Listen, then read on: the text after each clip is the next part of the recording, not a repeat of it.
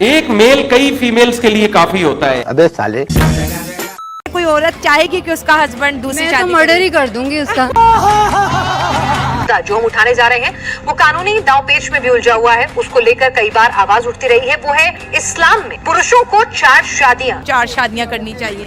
4 शादियां जायज हैं, करनी चाहिए। गंवार सबसे कम दर्जे की जो हूर होगी वो सुनो जरा उसका तस्करा। ये हूरें होती हैं जैसे यहाँ की औरतें हैं, ये कुछ भी नहीं है। अच्छा, अगर आप चांद के पास भी ले जाओगे उनके तो वो धुंधला पड़ जाएगा। और 72 हूरों का मकसद ये है कि अय्याशी। जन्नत तो चीज ही क्या है, सुनते जाइए। अय्याशी की तो जगह है वो। बस कर कांटू।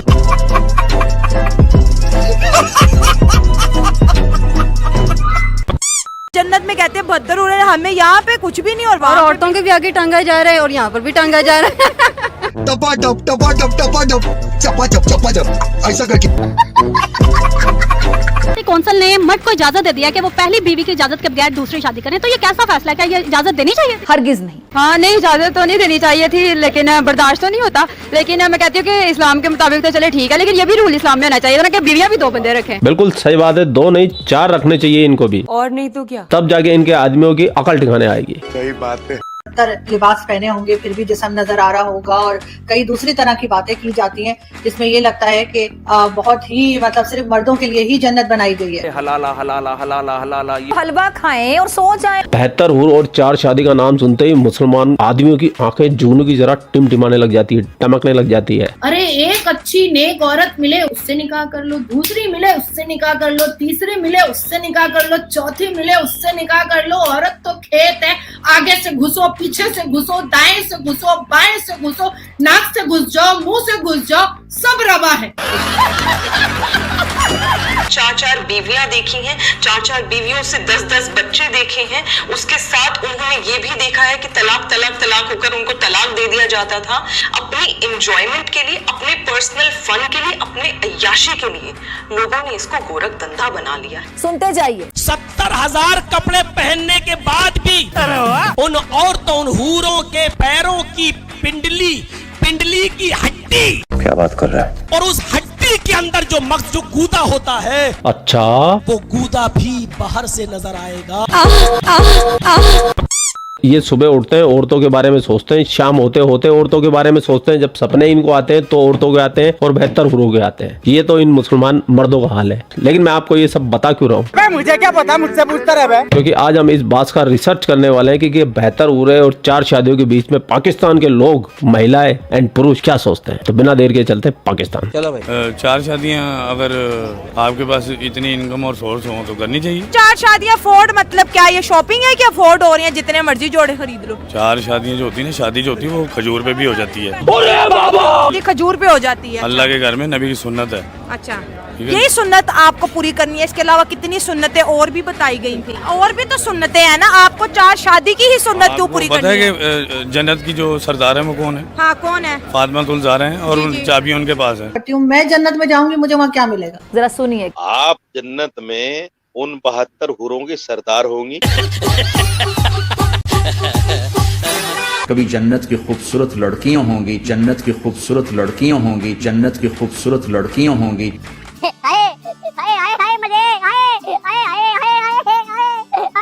जन्नत की लड़की सूरज को उंगली दिखा दे, सिर्फ फिंगर टिप दिखा दे तो सूरज नजर नहीं आएगा। लगता है ये पागल हो गया है।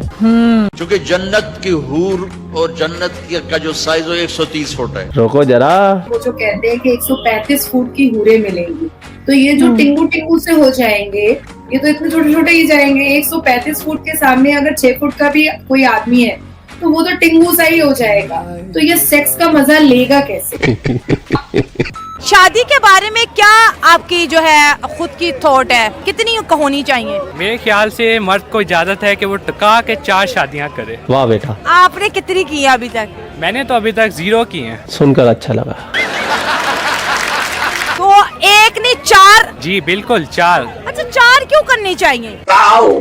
क्योंकि मर्द है। अच्छा, तो 1 करने से मर्द की मर्दानगी का पता नहीं लगेगा? नहीं, 4 करने से पता लगेगा। वाह बेटा, लगता है तुम गू खा के ही मानोगे। बाकी रिलीजन में तो नहीं है। इस्लाम क्यों 4 शादियों के फायदे बताता है? देख रहा है क्योंकि इस्लाम मर्दों के साथ साथ औरतों को भी जो है ना मलका समझता है।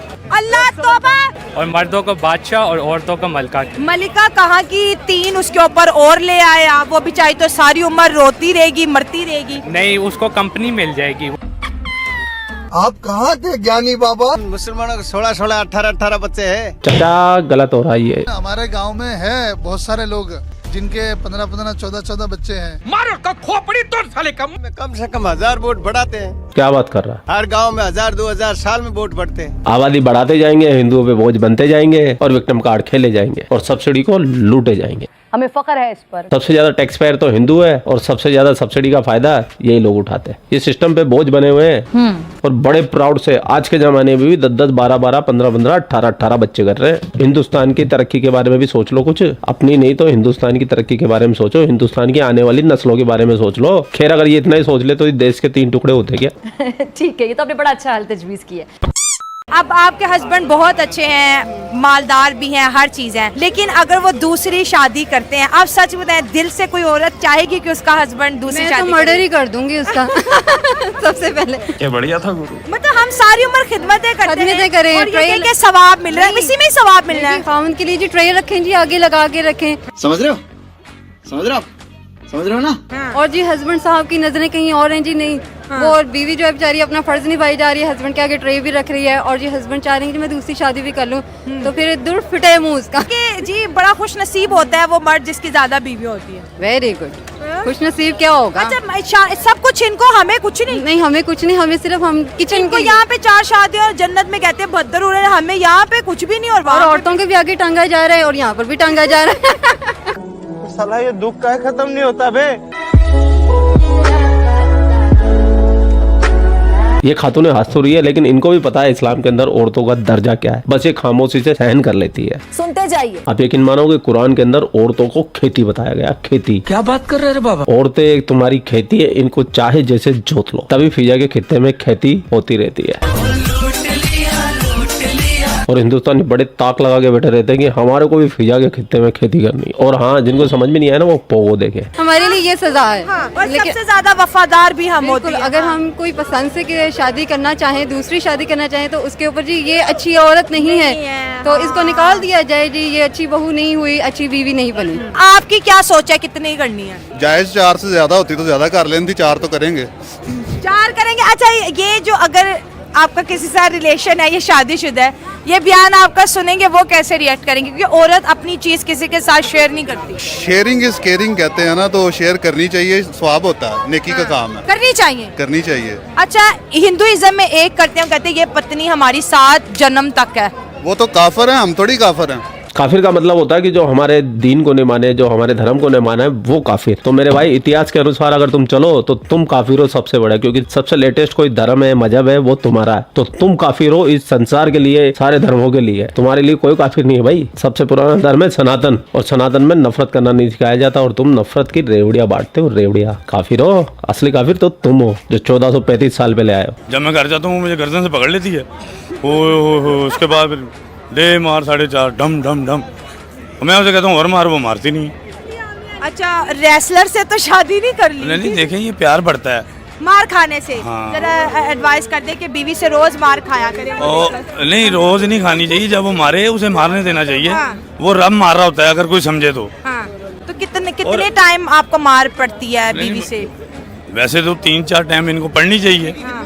हाँ। जैसे इनके हालात हैं। हाँ। नाश्ता तो बड़ा मांगते हैं। जान कैसे छूटती है? वो गर्दन से आपकी बीवी आपको पकड़ लेती है क्या? मंत्र पढ़ के छुड़वाती है? छोड़ देती, मैं उसे कहता हूँ मारो। हाँ। वो मुझे थक जाती है। अच्छा, मारने की वजह भी होगी, क्यों मार पड़ती है बीवी से? मैं लेट आया हूँ। क्यों घर क्यों लेट जाते हैं? तो वो अल्लाह पाक ने भेजना कि मैंने भेजना है।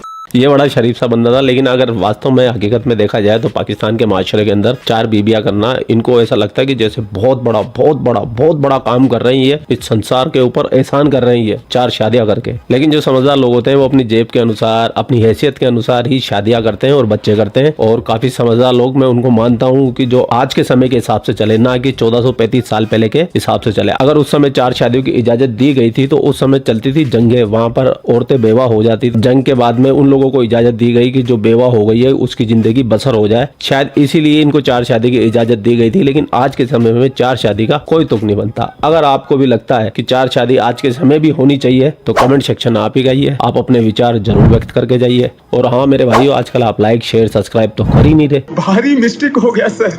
लाइक तो वीडियो शुरू होते ही कर दिया करो और जाते हुए कमेंट किया करो, और जब बिल्कुल एग्जिट करो जब शेयर मार दिया करो। आप लोग अपना ख्याल रखिए, आपके लिए पाकिस्तान से रिलेटेड वीडियो लाता रहता है। जय हिंद, वंदे मातरम, जय श्री राम, जय श्री राम, जय श्री राम।